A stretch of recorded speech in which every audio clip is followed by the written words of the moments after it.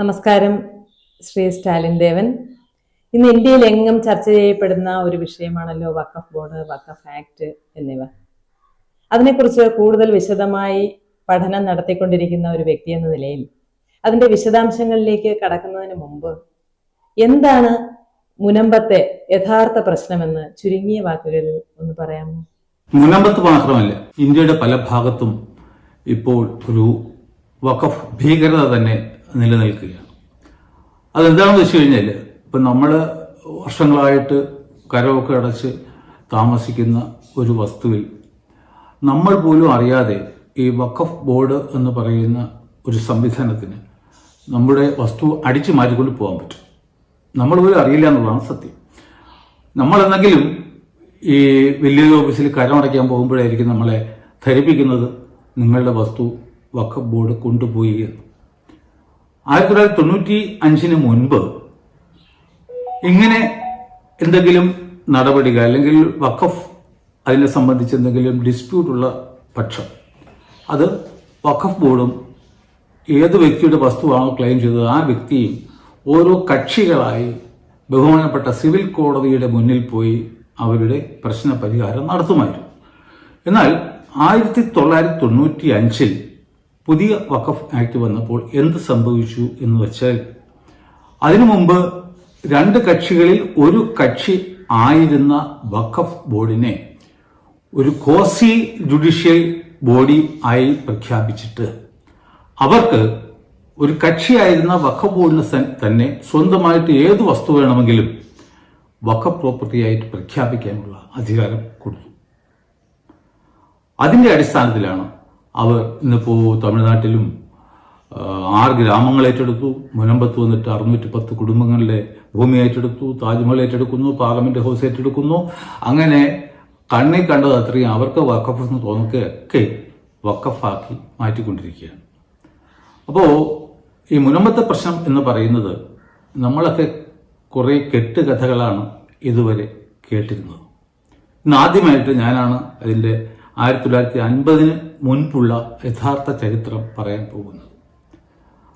ഇതുവരെ നമ്മൾ കേട്ടത് 1902 അന്നത്തെ ആയില്യം തിരുനാൾ മഹാരാജാവ് ഒരു സത്താർ സേട്ടുവിന് മുനമ്പം വസ്തു പാട്ടത്തിന് കൊടുത്തിരുന്നുവെന്നും കൃഷി ആവശ്യത്തിനായിട്ട് പാട്ടത്തിന് കൊടുത്തിരുന്നുവെന്നും അങ്ങനെയിരിക്കെ കാലങ്ങൾ കഴിഞ്ഞപ്പോൾ 1948 അദ്ദേഹത്തിന്റെ മകനെന്ന് പറയുന്നവരുണ്ട്, മരുമകനെന്ന് പറയുന്നവരുണ്ട്, മകളുടെ ഭർത്താവ് എന്ന് പറയുന്നവരുണ്ട്.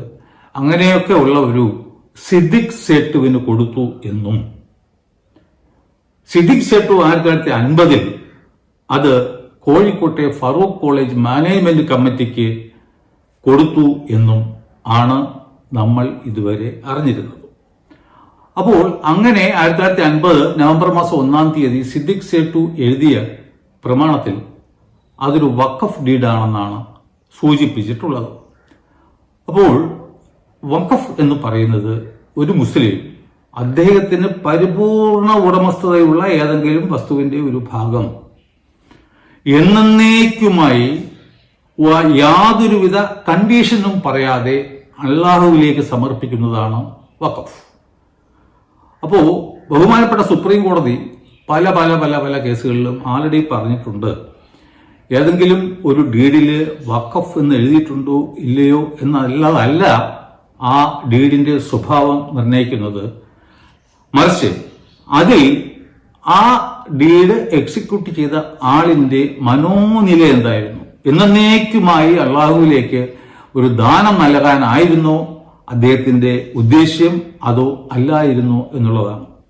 അപ്പോൾ ഈ പ്രമാണം നമ്മൾ പ്രഥമ ദൃഷ്ട്യ വായിക്കുമ്പോൾ ഇതൊരു വഖഫ് ഡീഡ് എന്ന് എഴുതിയിട്ടുണ്ടെങ്കിലും അതിന്റെ താഴോട്ട് പോകുമ്പോൾ ഫറൂഖ് കോളേജിന് ക്രയവിക്രയ സ്വാതന്ത്ര്യം നൽകിക്കൊണ്ടാണ് അത് എഴുതിയിരിക്കുന്നത്. അതുകൂടാതെ വീണ്ടും പറയുന്നു, എന്നെങ്കിലും ഒരു കാലത്ത് എന്തെങ്കിലും കാരണവശാൽ ഫറൂഖ് കോളേജിന്റെ പ്രവർത്തനം നിലച്ചു പോകുന്ന പക്ഷം അതിൽ ബാക്കി എന്തെങ്കിലും വസ്തുക്കൾ ഉണ്ടായിരിക്കുകയാണ് എങ്കിൽ അത് ഈ സിദ്ദിഖ് സേട്ടുവിന്റെ തന്നെ പിൻ തലമുറക്കാർക്ക് ലഭ്യമാകും എന്നും പറയുന്നുണ്ടായിരുന്നു. അപ്പോ അത് കാണിക്കുന്നത് അതൊരു വഖഫ് ഡീഡ് ആയിരുന്നില്ല എന്നുള്ളതാണ്. എന്തായാലും 1902 സത്താർ സേട്ടുവിന് ആയില്യം തിരുനാൾ വസ്തു കൊടുത്തതായിട്ട് ഒരു തെളിവും ഇതുവരെ ആരും കണ്ടിട്ടില്ല. ഇതൊക്കെ ഒരു കെട്ടുകഥയാണ്. സിദ്ദിഖ് സേട്ടുവും സത്താർ സേട്ടുവും തമ്മിൽ എന്തെങ്കിലും രക്തബന്ധം ഉള്ളതായിട്ട് ഉള്ള ഒരു രേഖയും ഇതുവരെ തന്നെ വെളിച്ചത്ത് വന്നിട്ടില്ല. അപ്പോ ഇതുവരെ എല്ലാവരും 1950 ശേഷം ഉള്ള കഥയാണ് പറഞ്ഞതെങ്കിൽ ഞാൻ ഡോക്യുമെന്ററി എവിഡൻസിന്റെ അടിസ്ഥാനത്തിൽ 1950 പുറകിലുള്ള പിന്നോട്ടുള്ള വർഷങ്ങളിലൂടെ കടന്നു പോവുകയാണ്. ഒരുപാട് കഷ്ടപ്പെട്ടാണ് നമ്മൾ അന്നത്തെ പല ഡോക്യുമെന്റുകളും സ്വായത്തമാക്കിയത്. അപ്പോൾ ഇന്ന് മുനമ്പത്ത് നടക്കുന്ന പ്രശ്നം എന്ന് പറയുന്നത് ഇതൊരു വഖഫാണോ അതോ അവിടെ 10-35 വർഷമായിട്ട് കരം തീർത്ത് വീടും ഒക്കെ കെട്ടി താമസിച്ചു വരുന്ന ആൾക്കാരുടെ വസ്തു ആണോ എന്നുള്ളതാണ്. പ്രശ്നം എന്താണെന്ന് വെച്ചാൽ ഇന്ത്യൻ ഭരണഘടന അനുശാസിക്കുന്ന നിയമങ്ങളുടെ വെളിച്ചത്തിൽ നാം പരിശോധിക്കുകയാണെങ്കിൽ അത് അവിടെ താമസിക്കുന്ന ആൾക്കാരുടെ സ്വന്തം ഭൂമിയാണ്. മറിച്ച് ഇന്ത്യൻ ഭരണഘടനയുമായി യാതൊരുവിധ ബന്ധവും ഇല്ലാത്ത ശരീഅത്തിലായുടെ കണ്ണിലൂടെ നോക്കുകയാണെങ്കിൽ, അതായത് വഖഫ് ആക്ടിന്റെ കണ്ണിലൂടെ നോക്കുകയാണെങ്കിൽ വേണമെങ്കിൽ അവർക്ക് ക്ലെയിം ചെയ്യാം ഇതൊരു വഖഫ് പ്രോപ്പർട്ടിയാണെന്ന്. കാരണം അതിന്റെ ബേസിക് ഡീഡില് 1950 ഡീഡില് വഖഫ് എന്ന് 2 സ്ഥലത്ത് എഴുതിയിട്ടുണ്ട്. അതിനാൽ ആണ് അവരിപ്പോൾ ഒരു വഖഫ് പ്രോപ്പർട്ടിയാണ് എന്നും പറഞ്ഞ് ക്ലെയിം ചെയ്തിരിക്കുന്നത്. അതിന്റെ കേസുകളും മറ്റു കാര്യങ്ങളും നടന്നു വരികയാണ്. ശരി. 1950 നവംബർ മാസം 1-ാം തീയതി സിദ്ദിഖ് സേട്ട് ഫറൂഖ് കോളേജ് മാനേജിംഗ് കമ്മിറ്റിക്ക് കൊടുത്ത 875-ാം നമ്പർ ആധാരം താങ്കളുടെ അഭിപ്രായത്തിൽ ഒരു വഖഫാണോ? ഞാൻ നേരത്തെ പറഞ്ഞു, ഒരു വഖഫ് ഉണ്ടാക്കുന്ന ആളിന് തന്നെ പ്രത്യേക ക്വാളിഫിക്കേഷൻ ഉണ്ട്. ഒരു പ്രത്യേക പ്രായം കഴിഞ്ഞിരിക്കണം, 18 വയസ്സാണ്. പിന്നെ അദ്ദേഹം മാനസിക പ്രശ്നം ഒന്നും ഉള്ള ഒരു ആളായിരിക്കാൻ പാടില്ല. പിന്നെ വന്നിട്ട് ഏറ്റവും പ്രധാനപ്പെട്ട കാര്യം എന്ന് പറയുന്നത് അദ്ദേഹം വഖഫ് ആക്കാൻ ഉദ്ദേശിക്കുന്ന വസ്തു അദ്ദേഹത്തിന്റെ സ്വന്തം വസ്തു ആയിരിക്കണം എന്നുള്ളതാണ്. അടുത്തതായിട്ട് ഉള്ള നിബന്ധന എന്ന് പറയുന്നത് വസ്തു എന്നേക്കുമായി അതിന്റെ ഉടമസ്ഥാവകാശം അള്ളാഹുവിന് കൈമാറ്റം ചെയ്യാൻ സന്നദ്ധനായിരിക്കണം. അടുത്തതായിട്ട് യാതൊരുവിധ കണ്ടീഷനും വയ്ക്കാൻ പാടില്ല. അങ്ങനെ ഒരു ഡോക്യുമെന്റ് തയ്യാറാക്കുമ്പോൾ ഒറ്റ കണ്ടീഷനെ വയ്ക്കാൻ പറ്റൂ. അതായത് അദ്ദേഹത്തിന് എന്തെങ്കിലും കടങ്ങൾ ആർക്കെങ്കിലും വീട്ടേണ്ടതായിട്ട് ഉണ്ടെങ്കിൽ അത് വീട്ടിയതിനു ശേഷം മാത്രം ആയിരിക്കും ഈ വഖഫ് ഡീഡ് പ്രാബല്യത്തിൽ വരിക. അങ്ങനെ നോക്കുകയാണ് എങ്കിൽ ഇവിടെ നമ്പർ 1, സിദ്ദിഖ് സേട്ടുവിന് ഈ വസ്തുവിൽ ഉടമസ്ഥാവകാശം ഉണ്ടായിരുന്നോ ഇല്ലായിരുന്നോ എന്നുള്ളത് ആർക്കും അറിയാൻ പാടില്ല. അടുത്തതായിട്ട് ഇദ്ദേഹം എന്നേക്കുമായി അതിന്റെ ഉടമസ്ഥാവകാശം അള്ളാഹുവിലേക്ക് ട്രാൻസ്ഫർ ചെയ്യാൻ ആഗ്രഹിച്ചിരുന്നില്ല എന്ന് ആ പ്രമാണം തന്നെ കാണിക്കുന്നു. മൂന്നാമതായിട്ട് ഫറൂഖ് കോളേജിന് ക്രയവിക്രയ സ്വാതന്ത്ര്യം അനുവദിച്ചുകൊണ്ടാണ് ആ പ്രമാണം എഴുതപ്പെട്ടത്. അതിന്റെ അർത്ഥം എന്താണ്?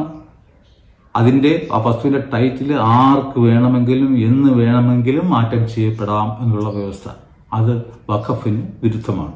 വഖഫ് എന്ന് പറയുമ്പോൾ അതിന്റെ ഉടമസ്ഥാവകാശം എന്നേക്കും അള്ളാഹുവിൽ മാത്രം നിക്ഷിപ്തമായിരിക്കും. അതിനാൽ തന്നെ ഞാൻ മാത്രമല്ല, ഇവിടെ വളരെ വലിയ വക്കീലന്മാരും റിട്ടയർഡ് ജഡ്ജിമാരും ഒക്കെ ആ ഒരു പ്രമാണം ഒരു വഖഫ് പ്രമാണം അല്ല എന്ന് പറയുന്നുണ്ട്. അതുകൊണ്ട് നിയമപരമായി നമ്മൾ നോക്കുകയാണെങ്കിൽ ആ പ്രമാണം ഒരു വഖഫ് ഡോക്യുമെന്റ് അല്ല. മുനമ്പത്തെ വസ്തു ഒരു വഖഫാണെന്ന് ഹൈക്കോടതി പറഞ്ഞിട്ടുള്ളതായി പലരും പല ചാനലുകളിലും സോഷ്യൽ മീഡിയയിലും ഒക്കെ പറഞ്ഞു കേൾക്കുന്നു. അതിന്റെ സത്യാവസ്ഥ എന്താണ്? അതിന്റെ സത്യാവസ്ഥയാണ് എന്റെ കയ്യിലിരിക്കുന്ന 2 ജഡ്ജ്മെന്റ്. ഇത് വന്നിട്ട് 1967 OS number 53, original suit number 53, Paravur sub കോടതിയുടെ ജഡ്ജ്മെന്റാണ് ഇത്. അതിന് മേലിലെ ഹൈക്കോടതി പുറപ്പെടുവിച്ച 1975 നവംബർ മാസം 1-ാം തീയതിയിലെ ജഡ്ജ്മെന്റും ആണ്. നാം മനസ്സിലാക്കേണ്ട കാര്യം, ഈ ഒറിജിനൽ സ്യൂട്ടിൽ 22 ഇഷ്യൂസ് ഫ്രെയിം ചെയ്തിരുന്നു. അത് ഒരിടത്ത് പോലും ഇതൊരു വഖഫ് പ്രോപ്പർട്ടിയാണോ അല്ലയോ എന്നുള്ള ഒരു ഇഷ്യൂ ഉണ്ടായിരുന്നില്ല. മറിച്ച് ഇതിലുണ്ടായിരുന്ന ഒരു പ്രധാനപ്പെട്ട ഇഷ്യൂ എന്ന് പറയുന്നത് 3-ാമത്തേതാണ്. is the gift deed relied on by the plaintiff binding on the property claimed to be in the possession of the defendants. അതായത് പറവൂർ സബ് കോടതി 1967 പരിഗണിച്ച ഒരു ഇഷ്യൂ എന്ന് പറയുന്നത് ഈ പറയുന്ന ഗിഫ്റ്റ് ഡീഡ് അതുമായിട്ട് ആ കേസിലെ ഡിഫൻഡൻസിന് എന്തെങ്കിലും ബന്ധം ഉണ്ടോ എന്നുള്ളതാണ്. അപ്പോൾ ഈ കേസ് തുടങ്ങിയത് തന്നെ ഇത് ഒരു ഗിഫ്റ്റ് ഡീഡായിരുന്നു എന്നും പറഞ്ഞിട്ടാണ് കോടതി അത് പരിഗണിച്ചതും ഇതൊരു ഗിഫ്റ്റ് ഡീഡ് ആണെന്നും പറഞ്ഞിട്ടാണ്. അതിനുശേഷം 1975 ഹൈക്കോടതി ജഡ്ജ്മെന്റ് നവംബർ 1 തീയതിയിലെ ഡിവിഷൻ ബെഞ്ചിന്റെ ഉത്തരവാണ് ഈ ഇരിക്കുന്നത്. അതിൽ പറയുന്നു the plaint schedule items belong to and are in possession of the plaintiff. അതായത് ഈ കേസിലെ വാദികളുടെ വാദം തന്നെ ഇത് ഫറൂഖ് കോളേജിന്റെ വസ്തുവായിരുന്നു എന്നും അത് അവരുടെ കൈവശം ആയിരുന്നു എന്നും ആണ്. അതിനുശേഷം പറയുന്നു Siddique said in his turn transferred the entire area of 404.76 acres to the west of the canal to the plaintiff. Siddique Sait ഈ 404.76 ഏക്കർ പെരയിടം ഫറൂഖ് കോളേജിന് കൊടുത്തു എന്ന് പറയുന്നു. അതിനുശേഷം ഏറ്റവും പ്രധാനപ്പെട്ട ഒരു കാര്യം എന്ന് പറയുന്നത് 11ാമത്തെ ഖണ്ഡികയുടെ അവസാന ഭാഗത്താണ്. അതായത് we are also of the opinion that Siddiq Said, who wanted to make a generous gift to the college, ഒരു വലിയ സമ്മാനം കോളേജിന് കൊടുക്കാൻ ആഗ്രഹിച്ചിരുന്ന സിദ്ദിഖ് സേട്ടു എന്നാണ്, would not have thought of including any property which was not included in his title deed or which was not in his actual possession. അതിനാൽ ആ ഡീഡില് തന്റേതല്ലാത്ത എന്തെങ്കിലും വസ്തു അദ്ദേഹം ഇൻക്ലൂഡ് ചെയ്യും എന്ന് ഈ കോടതി വിശ്വസിക്കുന്നില്ല എന്നാണ് പറഞ്ഞത്. അല്ലാതെ ഹൈക്കോടതിയോ പറവൂർ സബ് കോടതിയോ ചരിത്രത്തിൽ ഒരിക്കൽ പോലും ഇതൊരു വഖഫ് പ്രോപ്പർട്ടി ആണെന്ന് പറഞ്ഞിട്ടില്ല. മറിച്ച് ഇത് ഇഷ്ടദാനമായി ഫറൂഖ് കോളേജിന് കിട്ടിയ വസ്തു എന്നാണ് പറഞ്ഞിട്ടുള്ളത്. ഇപ്പൊ നേരത്തെ ചോദിച്ചതുപോലെ ഒക്കെ സോഷ്യൽ മീഡിയയിൽ സംസാരിക്കുന്നതെന്ന് വെച്ച് കഴിഞ്ഞാൽ ഇപ്പൊ എല്ലാവരും ജഡ്ജ്മെന്റ് വായിച്ചിട്ടല്ലല്ലോ ഇരിക്കുന്നത്, അവരെയൊക്കെ പറ്റിക്കാൻ വേണ്ടി മാത്രമാണ് അങ്ങനെയുള്ള വീമ്പ് പറച്ചിലൊക്കെ നടത്തുന്നത്. ഈ വിഷയത്തിൽ വളരെയധികം പഠനം നടത്തിക്കൊണ്ടിരിക്കുന്ന അങ്ങേക്ക് ഇതിനെക്കുറിച്ച് കുറെ പുതിയ തെളിവുകൾ കൂടി കിട്ടിയിട്ടുണ്ടെന്ന് പറയുന്നു. ആ തെളിവ് എന്താണ്? ആ തെളിവിന്റെ പ്രാധാന്യം ഇവിടെ എന്താണ്? എനിക്ക് കിട്ടിയ തെളിവ് മാരകമാണ്. അതായത് മുനമ്പം വസ്തു വഖഫാണെന്നും അത് വഖഫ് ബോർഡിനും അവകാശപ്പെട്ടതാണെന്ന് പറയുന്ന വഖഫ് ബോർഡിന്റെ ക്ലെയിമിന്റെ അടിവേരറുക്കുന്ന ഒരു കണ്ടെത്തലാണ് ഞാൻ നടത്തിയത്. കാരണം ആദ്യമായി ഞാൻ ചെയ്തത് ഈ 1950 സിദ്ദിഖ് സേട്ടു ഒരു പ്രമാണം എഴുതിയല്ലോ, അത് വഖഫായിക്കൊള്ളട്ടെ അല്ല ഗിഫ്റ്റ് ഡീഡ് ആയിക്കോട്ടെ സെയിൽ ഡീഡ് ആയിക്കോട്ടെ what ever it may be, അതിൽ പറയുന്നത് എന്താണെന്ന് വെച്ച് കഴിഞ്ഞാൽ അദ്ദേഹത്തിന് ആ വസ്തു കിട്ടിയത് 1948 ഒരു ജിംബുഭായി എന്ന സ്ത്രീ അദ്ദേഹത്തിന് വിലയ്ക്ക് കൊടുത്ത വസ്തു ആണ് എന്നായിരുന്നു. അത് വെച്ചിട്ട് ഞാൻ പുറകോട്ടൊരു യാത്ര തുടങ്ങുകയാണ്. കാരണം എനിക്ക് ഈ പഴയ പ്രമാണങ്ങളൊക്കെ വായിക്കേണ്ട അവസ്ഥ ജീവിതത്തിൽ പലപ്പോഴും വന്നിട്ടുണ്ട്. അതിൽ നിന്ന് ഞാൻ പഠിച്ച ഒരു പാഠം എന്ന് പറയുന്നത് ഒരിക്കലും ഈ പഴയ പ്രമാണങ്ങളെ വിശ്വസിക്കാൻ പാടില്ല എന്നാണ്. എപ്പോഴും പഴയ പ്രമാണങ്ങൾ നമ്മൾ എപ്പോഴും സംശയദൃഷ്ടിയോടുകൂടി നോക്കിയാൽ മാത്രമേ നമുക്ക് സത്യത്തിലേക്ക് എത്തിച്ചേരാൻ പറ്റൂ. അപ്പോൾ അതേ മനസ്സോടുകൂടി ഞാൻ പോയപ്പോൾ വളരെ വളരെ വിചിത്രമായ കാര്യങ്ങളാണ് എൻ്റെ മുന്നിൽ മറനീക്കി പുറത്തു വന്നത്. അപ്പോൾ നമ്മുടെ ഒരു പുതിയ കഥ ആരംഭിക്കാൻ പോവുകയാണ്. അത് 1945 ആണ് സംഭവിച്ചത്. 1945 മേടമാസം 6-ാം തീയതി മൂസ എന്ന് പറയുന്ന ഒരു വ്യക്തി മരണപ്പെടുന്നു. അദ്ദേഹത്തിന് അന്ന് 6 വയസ്സുള്ള മൈനറായ ഒരു പെൺകുട്ടി ഉണ്ടായിരുന്നു. ആ കുട്ടിയാണ് നമ്മുടെ കഥയിലെ കഥാനായിക. ഇന്നും മുനമ്പത്തിന്റെ ഭാവി തീർച്ചയായിട്ടും ആമനയുടെ പേരിലായിരിക്കും കറങ്ങിക്കൊണ്ടിരിക്കുന്നത്. കാരണം ആമനയാണ് തീരുമാനിക്കാൻ പോകുന്നത് മുനമ്പം ഒരു വഖഫാണോ അല്ലയോ എന്ന്. കാരണം ആമിനയുടെ അച്ഛനായിരുന്നു മൂസയുടെ അച്ഛനായിരുന്നു അബ്ദുൽ കരീം. ഈ അബ്ദുൽ കരീമിന്റെ അച്ഛനായിരുന്നു നമ്മൾ നേരത്തെ പറഞ്ഞു കേട്ടിട്ടുള്ള അബ്ദുൽ സത്താർ. ഇവരൊക്കെ അതിസമ്പന്നരായിരുന്നു. എന്ന് വെച്ച് കഴിഞ്ഞാല് 3 സംസ്ഥാനങ്ങളിലായി. ഇവിടെയൊക്കെ ട്രാവൻകൂർ, കൊച്ചി, ബ്രിട്ടീഷ് രാജ്യം, ഇങ്ങനെയുള്ള 3 സംസ്ഥാനങ്ങളിലായിട്ട് ആയിരക്കണക്കിന് ഏക്കർ വസ്തുക്കളുടെ കൈവശാവകാശം, ഉടമസ്ഥാവകാശം ഉണ്ടായിരുന്നോ പാട്ടത്തിലായിരുന്നോ എന്ന് നമുക്കറിയില്ല. പക്ഷേ കൈവശാവകാശത്തിൽ ഇത്രയധികം വസ്തുക്കൾ ഉണ്ടായിരുന്ന ഒരു മനുഷ്യനായിരുന്നു അബ്ദുൽ സത്താർ സേഠ്. അദ്ദേഹത്തിന് 2 മക്കളായിരുന്നു. ഒന്ന് റുക്കി ബായി, മകൻ വന്നിട്ട് നേരത്തെ പറഞ്ഞ അബ്ദുൽ കരീം സേഠ്. അങ്ങനെ അദ്ദേഹം മരിച്ചതിന് ശേഷം അപ്പോ ഈ മുസ്ലിം ലോ പ്രകാരം ഇത് അവരുടെ പിന്തുടർച്ചാവകാശ നിയമപ്രകാരം വന്നിട്ട് ഒരു മുസ്ലിം വ്യക്തി മരിക്കുകയാണെങ്കിൽ അദ്ദേഹത്തിന്റെ ഭാര്യയ്ക്ക് ആദ്യം ഷെയർ കിട്ടും, പിന്നെ അച്ഛന് കിട്ടും, അപ്പൂപ്പന് കിട്ടും, അമ്മയ്ക്ക് കിട്ടും, പിന്നെ സഹോദരന്റെ മകന് കിട്ടും, അങ്ങനെ സഹോദരന് കിട്ടും. അങ്ങനെയൊക്കെ ഉള്ള നമ്മളെ സാധാരണ ഹിന്ദുക്കളെ പോലെയൊന്നുമല്ല, വളരെ കോംപ്ലിക്കേറ്റഡ് ആയിട്ടുള്ള ഒരു പിന്തുടർച്ചാവകാശമാണ് മുസ്ലിം സുന്നികൾക്ക് ഉള്ളത്. ഇവർ സുന്നികളാണ്. അപ്പോൾ ഇതിൽ ഈ വസ്തുക്കൾ പാർട്ടീഷൻ ചെയ്യാൻ വേണ്ടി, ആരുടെ ഈ മരിച്ചുപോയ വ്യക്തിയുടെ വസ്തുക്കൾ പാർട്ടീഷൻ ചെയ്യാൻ വേണ്ടി സഹോദരിമാർ തമ്മിൽ അടിയും കേസും വഴക്കും ഒക്കെ ആയി. അങ്ങനെ വന്നപ്പോഴാണ് നമ്മുടെ ഈ പറഞ്ഞ കഥാനായകൻ സിദ്ദിഖ് സേട്ടു അവിടെ പ്രത്യക്ഷപ്പെടുന്നത്. എങ്ങനെ കോടതിയിൽ നിന്നും ഒരു റിസീവറായി അദ്ദേഹത്തെ നിയമിക്കുകയും ഈ മൈനറായ പെൺകുട്ടിയുടെ രക്ഷാകർത്താവായി ലീഗൽ ഗാർഡിയനായിട്ട് അദ്ദേഹത്തെ താൽക്കാലികമായി നിയമിക്കുകയും ചെയ്തു.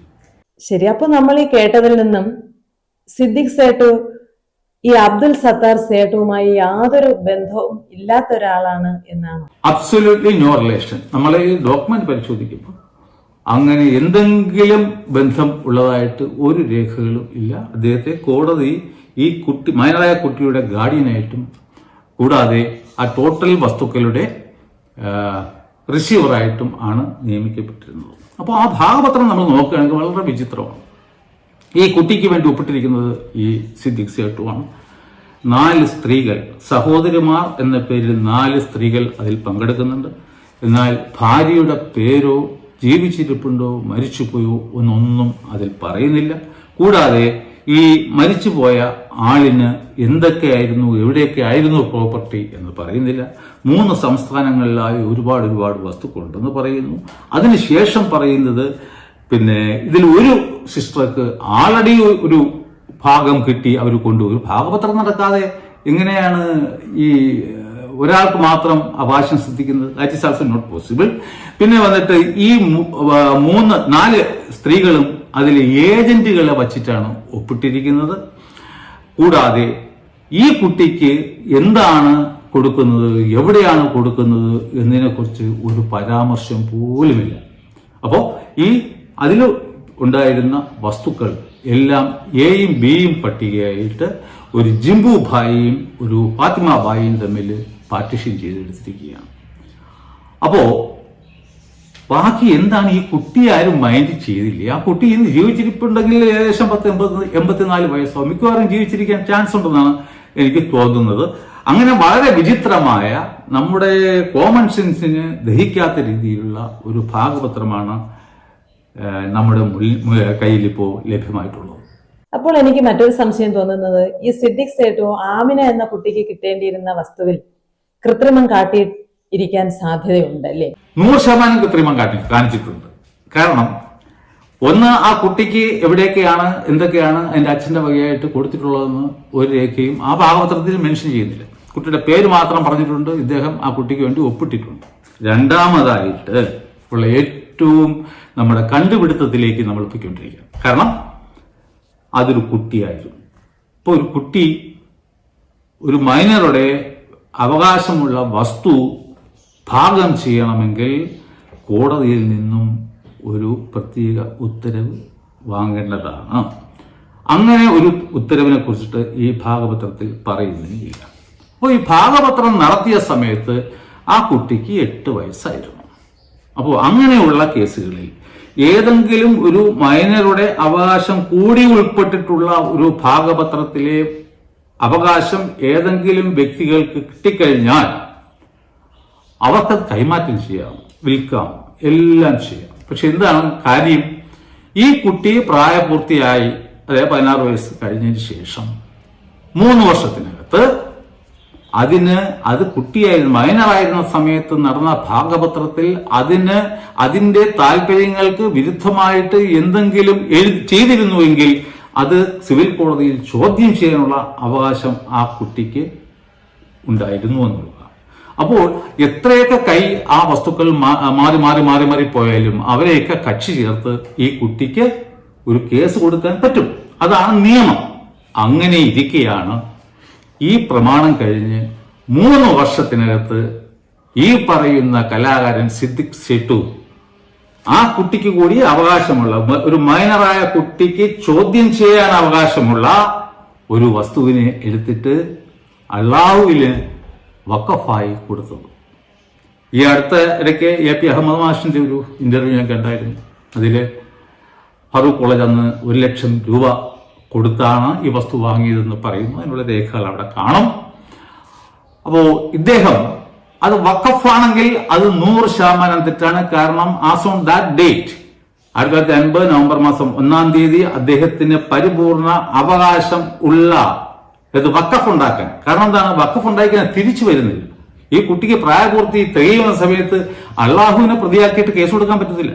അപ്പോഴും പറയും once a waqf always a waqf. അതുപോലെയല്ല മനുഷ്യർക്ക് കൈമാറ്റം ചെയ്യണം. മനുഷ്യർക്ക് കൈമാറ്റം ചെയ്തു കഴിഞ്ഞാൽ അവർക്കെതിരെ അവരെ കക്ഷി ചേർത്തുകൊണ്ട് കേസ് കൊടുക്കാം. അവർ ആൻസറബിൾ ആണ്, റെസ്പോൺസിബിൾ ആണ്. പക്ഷെ അള്ളാഹെ പ്രതിയാക്കി കേസ് കൊടുക്കാൻ പറ്റൂ. അതുകൊണ്ട് സിദ്ദിഖ് സേട്ടു 1950 എഴുതിയ ഡോക്യുമെന്റ് അത് യാതൊരു കാരണവശാലും ഒരു വഖഫ് ഉണ്ടാക്കാനുള്ള അധികാരമോ അവകാശമോ നിയമപരമായി സിദ്ദിഖ് സേട്ടുവിന് ഉണ്ടായിരുന്നില്ല. അപ്പോ ഈ വിഷയങ്ങളാണ് നമ്മുടെ സർക്കാരൊക്കെ അടിയന്തരമായി പരിഗണിക്കേണ്ടതും ഈ മുനമ്പത്തെ പ്രശ്നങ്ങൾക്ക് പരിഹാരം കാണുന്നതിന് വേണ്ടിയിട്ട് ആശ്രയിക്കേണ്ട way of examining the things is in this way. വളരെ വിശദമായി തന്നെ കാര്യങ്ങൾ പറഞ്ഞു വരുന്ന സ്ഥിതിക്ക് ഈ പ്രമാണങ്ങളും അതിലെ പുതിയ പുതിയ കണ്ടെത്തലുകളും ഒക്കെ മുനമ്പം ജനതയ്ക്ക് വളരെയധികം പ്രയോജനപ്പെടും എന്ന് താങ്കൾ കരുതുന്നുണ്ട്. അതുപോലെ തന്നെ മറ്റൊരു ചോദ്യം, മുനമ്പം ജനത അത് വേണ്ട വിധത്തിൽ അതിനെ ഉപയോഗപ്പെടുത്തുമോ? എന്താണ് താങ്കളുടെ അഭിപ്രായം? ഇത് മുനമ്പത്തെ ആൾക്കാർക്ക് 100% ഉപയോഗപ്പെടും. കാരണം ഇത് കൊണ്ട് അങ്ങോട്ട് ഈ പ്രമാണങ്ങൾ കൊണ്ട് കോടതിയിൽ കൊടുത്തിട്ട് ആ കാര്യങ്ങളും പറഞ്ഞ് വായിച്ചു കഴിഞ്ഞാൽ ഒരു ട്രിബ്യൂണലിനും ഇനി മേലാൽ ഈ വസ്തു ഒരു വഖഫാണെന്ന് പറയാൻ പറ്റത്തില്ല. കാരണം ഒരു കൊച്ചുകുട്ടിയുടെ അവകാശം ഉണ്ടായിരുന്ന വസ്തുവാണ്. അവരുടെ കൺസെന്റ് ഇല്ലാതെ അറിവോ സമ്മതം ഉണ്ടെങ്കിൽ തന്നെയും പറ്റില്ലായിരുന്നു. കാരണം ഷി വാസ് എ മൈനർ. അപ്പോ ആ കുട്ടി മേജറായതിനു ശേഷം വീണ്ടും 3 വർഷം കഴിഞ്ഞ് ആ കുട്ടിയുടെ അറിവും സമ്മതത്തോടും കൂടി വേണമായിരുന്നു എങ്കിൽ ഇദ്ദേഹത്തിന് ഒരു വഖഫ് ഉണ്ടാക്കമായിരുന്നു. അല്ലാത്തടത്തോളം കാലം ഈ പ്രോപ്പർട്ടി ഒരു വഖഫാണെന്ന് ഇനി വഖഫ് ബോർഡിന് പോലും പറയാൻ സാധ്യമല്ല. അവരുടെ എല്ലാവരുടെയും വായ മൂടിക്കെട്ടുന്ന ഒരു കണ്ടെത്തലാണ് ഇത് 100% മുനമ്പംകാരെ സഹായിക്കും. പക്ഷേ എനിക്കൊരു കാര്യം പറയാനുള്ളത്, അവര് നിയമപരമായ മാർഗത്തിൽ കൂടി യാത്ര ചെയ്യുന്നതിനും പകരം അവർ ഈ പബ്ലിക് സപ്പോർട്ടും പബ്ലിക് ഇൻട്രസ്റ്റും പിന്നെ ഈ ഇഷ്യൂവിനെ രാഷ്ട്രീയവൽക്കരിക്കാനും ഒക്കെയാണ് കൂടുതൽ താല്പര്യം കാണിക്കുന്നതെന്നാണ് എന്റെ അനുഭവത്തിൽ നിന്ന് എനിക്ക് മനസ്സിലായിട്ടുള്ളൂ. കാരണം ഞാൻ 4 മാസമായിട്ട് അവർ അടിയന്തരമായി ചെയ്യേണ്ട ഒരു കാര്യം ഞാൻ പറഞ്ഞിരുന്നു. അവർ ട്രിബ്യൂണലിൽ പോയിട്ട് എത്രയും പെട്ടെന്ന് ഒരു അപ്പീൽ കൊടുക്കുന്നു. അത് ഇതുവരെ അവർ ചെവിയേർത്തിട്ടില്ല. പക്ഷേ അതുകൊണ്ട് ഈ ഡോക്യുമെന്റ് ഇതൊക്കെ നമ്മൾ കേട്ടു അറിയാം, നമ്മളെ തലേനെ അടിയിൽ വച്ചുകൊണ്ട് ഇരുന്നാൽ മുനമ്പംകാർക്ക് ആ ഒരു ഉപയോഗം ഉണ്ടാവില്ല. അതുകൊണ്ട് അവർക്ക് വേണമെന്നുണ്ടെങ്കിൽ ഞാൻ ഇനി അങ്ങനെ പറയും. കാരണം ഞാൻ ഒരുപാട് 4 മാസമായിട്ട് റിക്വസ്റ്റ് ചെയ്യുകയാണ്. പക്ഷെ അവർ പുല്ല് വിലയെ കൊടുത്തിട്ടുള്ളൂ. അതുകൊണ്ട് ഞാൻ അവരോട് പറയുന്നത്, നിങ്ങൾക്ക് വേണമെങ്കിൽ മാത്രം ഈ ഡോക്യുമെന്റുകൾ അടിയന്തരമായിട്ട് ട്രിബ്യൂണലിൽ ആ കേസിൽ കക്ഷി ചേർന്നത് പ്രൊഡ്യൂസ് ചെയ്യുക. ഈ രീതിക്കുള്ള വാദം ചെയ്യുക. ഡീറ്റെയിൽസ് എന്തെങ്കിലും വേണമെന്നുണ്ടെങ്കിൽ നിങ്ങളെ വക്കീലിനോട് പറഞ്ഞ് എന്നോട് ബന്ധപ്പെടാൻ പറഞ്ഞു കഴിഞ്ഞാൽ I will be always at his disposal. എന്നെ അറിയാനുള്ള എല്ലാ കാര്യങ്ങളും പറഞ്ഞു കൊടുക്കാൻ ഞാൻ തയ്യാറാണ്. അതുകൊണ്ട് ഉണരാൻ സമയമായി. പന്തം കൊളുത്തു, നിരാഹാരം കിടക്കൂ, സമരം ചെയ്യൂ, ഇതൊക്കെ ചെയ്യണം. പക്ഷേ ആദ്യം ചെയ്യേണ്ടത് നിങ്ങൾ വഖഫ് ട്രിബ്യൂണലിൽ പോയിട്ട് അപ്പീൽ കൊടുക്കുക എന്നുള്ളതാണ്. ഇല്ലാത്ത പക്ഷം വലിയ വില കൊടുക്കേണ്ടി വരും എന്നുള്ളതിന് യാതൊരു സംശയമില്ല. ഓക്കെ, ഇത്രയും നേരം സംസാരിച്ചതിൽ നിന്നും വളരെ വിശദമായി ഇതിന്റെ കാര്യങ്ങൾ വളരെ ചുരുങ്ങിയ സമയത്തിനുള്ളിൽ താങ്കൾ സംസാരിച്ചു കഴിഞ്ഞു. അവസാനമായി ഒരു ചോദ്യം കൂടി. മുനമ്പം ജനതയോടും വഖഫ് ബോർഡിനോടും സർക്കാരിനോടും രാമചന്ദ്രൻ നായർ കമ്മീഷനോടും താങ്കൾക്ക് താങ്കളുടെ വിലയേറിയ വാക്കുകളിൽ എന്തൊക്കെയാണ് പറയാനുള്ളത്? അതിനു മുമ്പ് കഴിഞ്ഞ ചോദ്യത്തിനുള്ള മറുപടിയിൽ ഒരു കാര്യം ഞാൻ വിട്ടുപോയി. അതായത് 2010 നവംബർ മാസം 23 ബഹുമാനപ്പെട്ട സുപ്രീം കോടതി ഒരു വിധി പുറപ്പെടുവിക്കുകയുണ്ടായി. അതിൻ്റെ അധ്യക്ഷൻ വന്നിട്ട് ജസ്റ്റിസ് കജ്ജു ആയിരുന്നു. ആ case board of Waqf west Bengal versus Anis Fatma Begum and another എന്നുള്ള കേസായിരുന്നു. സിവിൽ അപ്പീൽ നമ്പർ 5297 ആയിരുന്നു. ആ ജഡ്ജ്മെന്റിന്റെ 8ഉം 10ഉം ഖണ്ഡിക ഞാൻ ഒന്നിവിടെ വായിക്കാൻ പോവുകയാണ്, ഒന്ന് ശ്രദ്ധിച്ച് കേൾക്കുക. It was submitted by Dr. Rajiv Dhawan, learned senior counsel appearing for the appellant, that only the Waqf Tribunal has jurisdiction in the matter under the Waqf Act 1995, and hence the suit filed in the High Court was without jurisdiction. We agree. അതായത് 1995 വഖഫ് act പ്രകാരം വഖഫുമായി ബന്ധപ്പെട്ട ഏത് വിഷയം ഉണ്ടെങ്കിലും അത് ആദ്യം ഉന്നയിക്കേണ്ടത് വഖഫ് tribunal മുന്നിലാണ് എന്ന് അസന്നിഗ്ധമായി പ്രഖ്യാപിച്ചിരിക്കുന്നു. അടുത്തതായിട്ട്, in our opinion, all matters pertaining to waqfs should be filed in the first instant before the Waqf Tribunal constituted under section 83 of the Waqf Act 1995 and should not be entertained by the civil court or by the high court straight away under article 226 of the Constitution of India. ഇപ്പം മുനമ്പക്കാർ പറയുന്നത് എന്താണെന്ന് വെച്ച് കഴിഞ്ഞാൽ അവര് അനവധി റിപ്പറ്റീഷൻസ് under article 226 ഹൈക്കോടതിയിൽ file ചെയ്തിട്ടുണ്ട്. അവർക്ക് അവിടെ നിന്നും ന്യായം ലഭിക്കും എന്നാണ് അവർ വിശ്വസിക്കുന്നത്.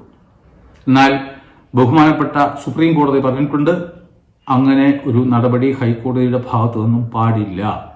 അപ്പോൾ ഇനി വർഷങ്ങളോളം ആ പെറ്റീഷൻസ് ഒരുപക്ഷെ അവിടെ പെൻഡിംഗ് ആയി നിലനിന്നേക്കാം.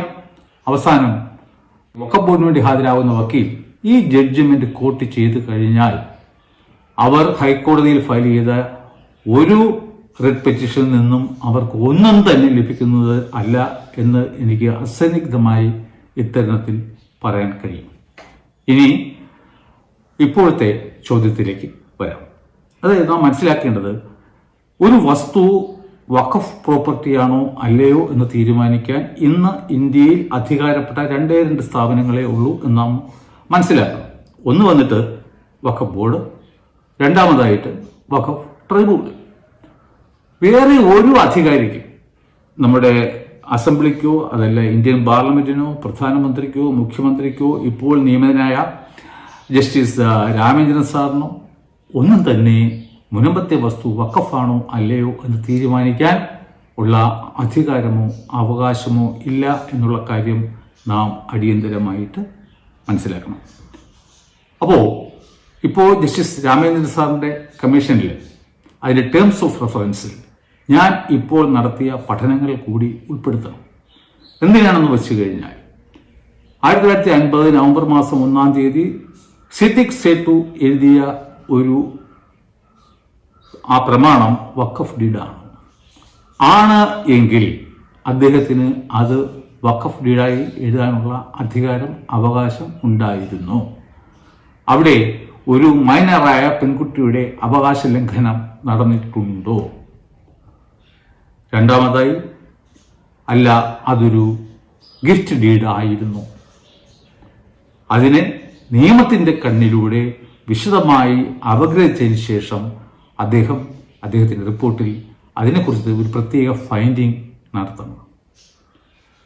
അതിനുശേഷം വേണമെങ്കിൽ ഉന്നതതല യോഗമോ സർവകക്ഷി യോഗമോ ഏത് ടൈപ്പിലുള്ള നടപടികളും സ്വീകരിച്ച ശേഷം ബന്ധപ്പെട്ട എല്ലാ കക്ഷികളും ഒത്തുചേർന്ന്, ഇത് അള്ളായെ കൂടി ബാധിക്കുന്ന ഒരു പ്രശ്നമാണ്. അവിടെ കള്ളമോ കപടമോ ചതിയോ ഒന്നും തന്നെ വരാൻ പാടില്ലാത്തതാണ്. ആ കാര്യം എല്ലാവരും മനസ്സിലാക്കി നിയമപരമായി ഇന്ന് നമ്മുടെ ഇന്ത്യ മഹാരാജ്യത്ത് നമ്മുടെ ഭരണഘടനയുടെ അടിസ്ഥാന തത്വങ്ങളിലൊന്ന് നിയമവാഴ്ചയാണ്. ഇപ്പോൾ ഭാഗ്യത്തിന് ഒരു റിട്ടയർഡ് ആക്ടിംഗ് ചീഫ് ഓഫ് ഹൈക്കോർട്ടാണ് നമ്മുടെ കമ്മീഷൻ ചെയർമാൻ. അപ്പോൾ അദ്ദേഹത്തിൻ്റെ നേതൃത്വത്തിൽ തന്നെ ഈ വിഷയങ്ങളൊക്കെ പഠിച്ച് എല്ലാ ഈഗോകളും മാറ്റിവെച്ച്, മുനമ്പങ്കാലം മാറ്റിവെക്കുക, വഖഫ് ബോർഡ് മാറ്റിവെക്കുക. നമ്മുടെ സമൂഹം നിലനിൽക്കേണ്ടതാണ്. ഇവിടെ മതസ്പർദ്ധ ഉണ്ടാവാൻ പാടില്ല.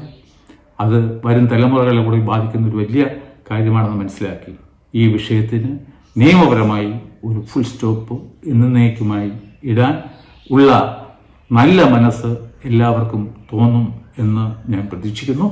എൻ്റെ ഈ പ്രവർത്തനം, മുനമ്പങ്കാർക്ക് വേണ്ടിയുള്ള ഈ പ്രവർത്തനം ഞാൻ ഇവിടെ അവസാനിപ്പിക്കുകയാണ്. എല്ലാം വിധി പോലെ വരട്ടെ. വേളാങ്കണ്ണി മായയുടെ മുന്നിൽ എൻ്റെ ഈ ഫൈൻഡിങ്സ് എല്ലാം സമർപ്പിച്ചുകൊണ്ട് ഞാൻ ഈ വിഷയത്തിൽ നിന്നും പിന്മാറുകയാണ്. നന്ദി, നമസ്കാരം. വളരെ സന്തോഷം. മുനമ്പം ജനത അവസരത്തിന് തുയർന്ന് ഈ കണ്ടെത്തലിന്റെ പ്രാധാന്യം മനസ്സിലാക്കി പ്രവർത്തിക്കുമെന്നും സർക്കാരും വഖഫ് ബോർഡും സത്യം മനസ്സിലാക്കി മുനമ്പത്തിന്മേലുള്ള വഖഫ് ബോർഡിന്റെ ക്ലെയിം പിൻവലിക്കുമെന്നും നമുക്ക് പ്രത്യാശിക്കാം. നന്ദി.